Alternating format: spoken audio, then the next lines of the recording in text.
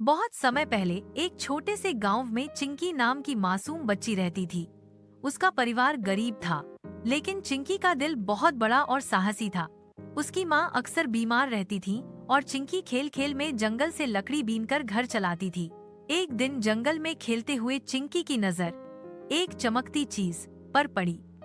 जमीन पर पड़ा था एक बड़ा मोती और चमचमाता हुआ हीरा। उत्सुक चिंकी ने उन्हें उठाया और हल्का सा घिसा। अचानक तेज रोशनी फैल गई और उसके सामने प्रकट हुई सोनपरी। नैन, सुनहरी पंख, चमकता मुकुट और मुस्कुराता चेहरा। सोनपरी बोली, प्यारी बच्ची, तुमने मुझे सदियों के बंधन से आजाद किया है। अब मैं तुम्हारी मदद करूंगी। चिंकी ने अपनी माँ की बीमारी की बात बताई। सोनपरी ने जादुई छड़ी हिलाई और पल भर में दवाई, खाना और जरूरी चीजें प्रकट हो गईं। उसकी माँ ठीक हो गई। दोनों की दोस्ती गहरी हो गई। लेकिन गांव में कुछ लोग लालची थे। एक जमींदार ने मोती और हीरे के बारे में सुना और उन्हें चुराने की योजना बनाई।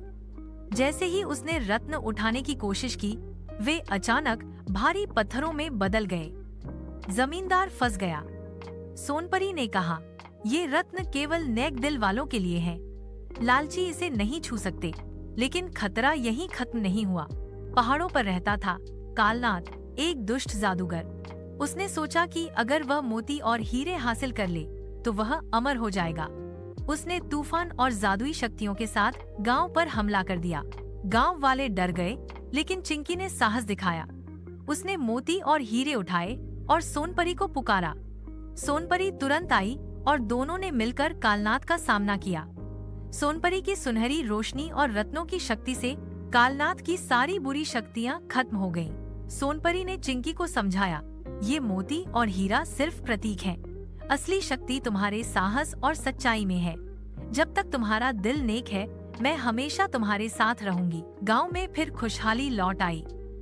चिंकी सिर्फ एक बच्ची नहीं रही, वह पूरे गांव की प्यारी और बहादुर नायिका बन गई।